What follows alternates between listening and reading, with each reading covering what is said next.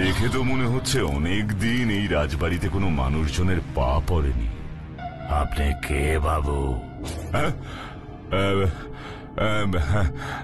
আমি বাটুল। এখানে কি চাই? কেন এসেছেন?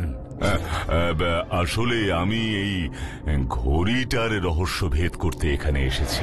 একই, এই ঘড়ি আপনি কোথায় পেলেন বাবু? আপনি কি এই ঘড়িটার ব্যাপারে কিছু জানেন? আপনি আসুন বাবু, আমার সাথে আসুন।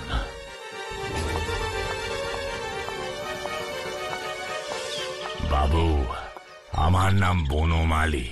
7 পুরুষ ধরে আমরা এই কৃষ্ণগড় রাজ পরিবারের রাজার খাস ভৃত্য হিসেবে কাজ করেছি। আজ থেকে 40 বছর আগে এই কৃষ্ণগড়ের শেষ রাজা সুরজ শেঠের অধীনে কাজ করেছেন আমার বাবা। তারপর 40 বছর আগের এক ভোর রাতে রাজা সুরজ শেঠ খুন হলেন। এরপর থেকে এই রাজবাড়ি তার সমস্ত জৌলুস হারালো। রাজা সুরজ শেঠের ভাই নীরজ শেঠ এরপরেই এই কৃষ্ণগড় ছেড়ে সপরিবারে বিদেশে চলে গেলেন। রাজাহীন এই রাজবাড়ি ধীরে ধীরে হয়ে পড়ে ভুতুড়ে। আর আপনার কাছে যে ঘড়িটা আছে, সেই ঘড়িটা ছিল রাজা সুরজ শেঠের অত্যন্ত প্রিয় ঘড়ি। রাজা সুরজ শেঠের ঘড়ি? আচ্ছা বনমালী, রাজা সুরজ শেঠ খুন হলেন কিভাবে? আমি তখন খুব ছোট বাবু, তবে যতটা মনে আছে, ঠিক ভোর 4টে ওই দিন রাজা বাবুর ঘর থেকে গুলির আওয়াজ শোনা গেছিল। হ্যাঁ, ঠিক ভোর 4টে? তোমার ঠিক মনে আছে বনমালী? কৃষ্ণগড়ের সকলেই ওই সময়টা জানেন বাবু, কারণ ওই সময় এই ঘড়িটায় ভোর 4টের অ্যালার্ম বেজেছিল।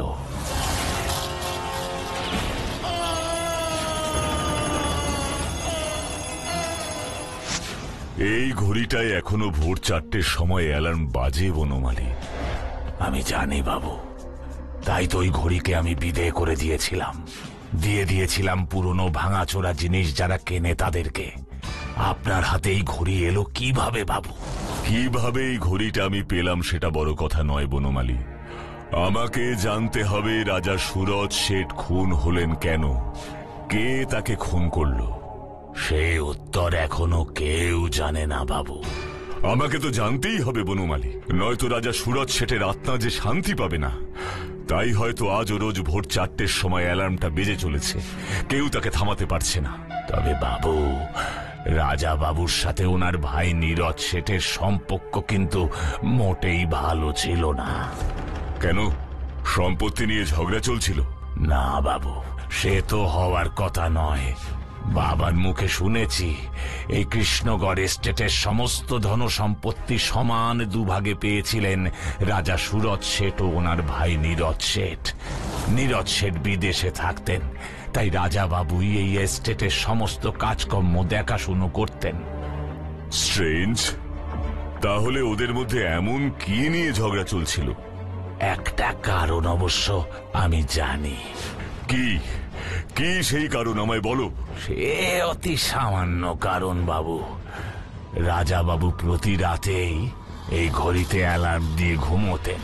সেই অ্যালার্ম কখনো বাজত রাত 1টায়, কখনো বা 2টো, কখনো বা 3টের সময়। শেষ দিন যেমন বেজেছিল ভোর 4টে। আশ্চর্য, রাত 1টা, 2টো, 3টে, এক একদিন এক এক সময় অ্যালার্ম দিয়ে শুতেন কেন রাজা বাবু? কি করতেন অত রাতে উঠে?